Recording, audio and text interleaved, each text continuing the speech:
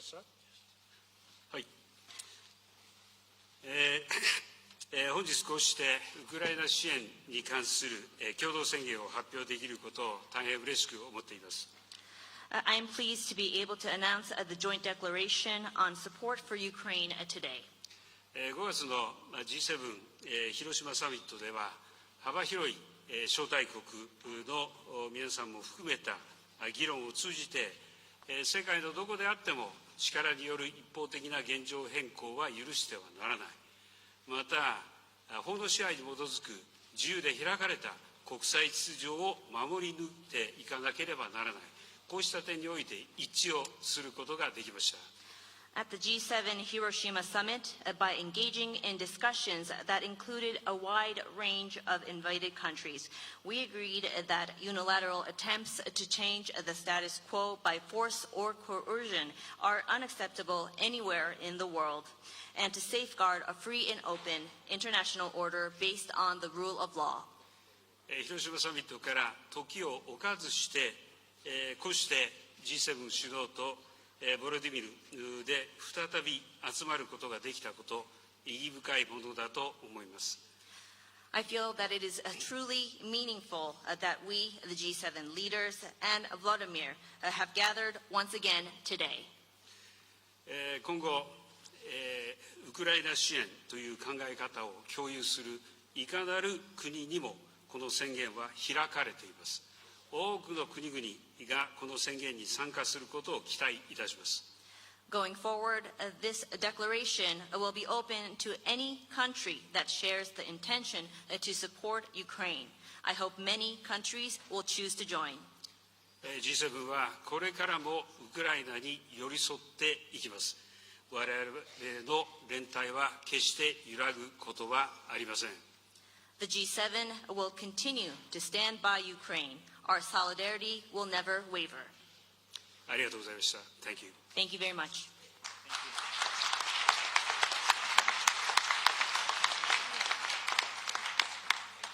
Let me start off by saying something I hadn't planned on saying. You know, I think there are very few people in Europe or in continental United States and the North American continent that thought this man would stand up and come to the aid and assistance of Ukraine. He increased his military budget. He stepped up Japan, because he understood that when any part of the world has 185,000 people, soldiers crossing a border, stealing sovereignty from another nation, that it affects the whole world. I want to thank you again publicly.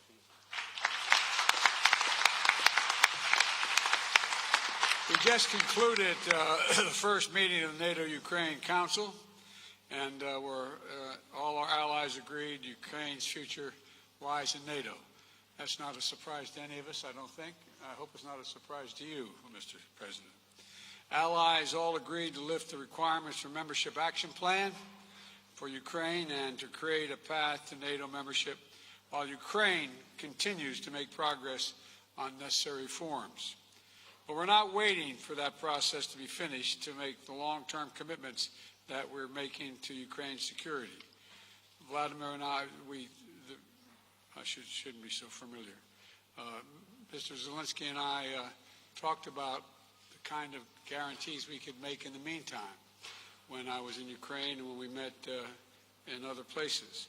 And so today, the long-term commitments we're making are backed up by the notion that in the meantime, we're going to provide security to Ukraine for its needs and against any aggression that may occur. Today, the members of the G7 are launching a joint declaration of support for Ukraine to make it clear that our support will last long into the future. This starts a process by which each of our nations and any other nation who wishes to participate will negotiate long-term bilateral security commitments with and to Ukraine. We're going to help Ukraine build a strong, capable defense across land, air, and sea, and from which will be a force of stability in the region and deter against any and all threats. I want to thank my fellow G7 leaders and President Zelensky for their work to make this happen. I think it's a powerful statement of our commitment to Ukraine as it defends its freedom today and as it rebuilds the future. And we're going to be there as long as that takes.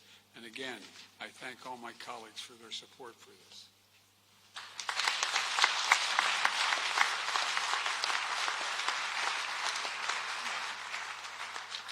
Thank you very much, Mr. President, President Biden, Prime Minister Kishida, Chancellor, see you, Chancellor Scholz, Prime Minister Sunak, President Macron, Prime Minister Trudeau, Prime Minister Meloni, President Michel, President von der Leyen. Great honor to be here. The outcome of the NATO summit in Vilnius is very much needed and meaningful success for Ukraine. And I'm grateful to all leaders in NATO countries for very practical and unprecedented support, considering decades of our relations support for Ukraine. Today, there are security guarantees for Ukraine on the way to NATO, an important package of security guarantees. Today, we are coordinating with the G7 countries the framework for security guarantees that shall be further extended through arrangements with our key partners, bilateral and multilateral agreements. And Ukrainian delegation is bringing home significant security victory for the Ukraine, for our country, for our people, for our children. It opens for us absolutely new security opportunities, and I thank everyone who made it possible. Thank you, dear colleagues. Thanks you. Thanks Lithuania and Jens Stoltenberg. Thank you very much. Slava Ukraini. This concludes the speaking program. Please remain seated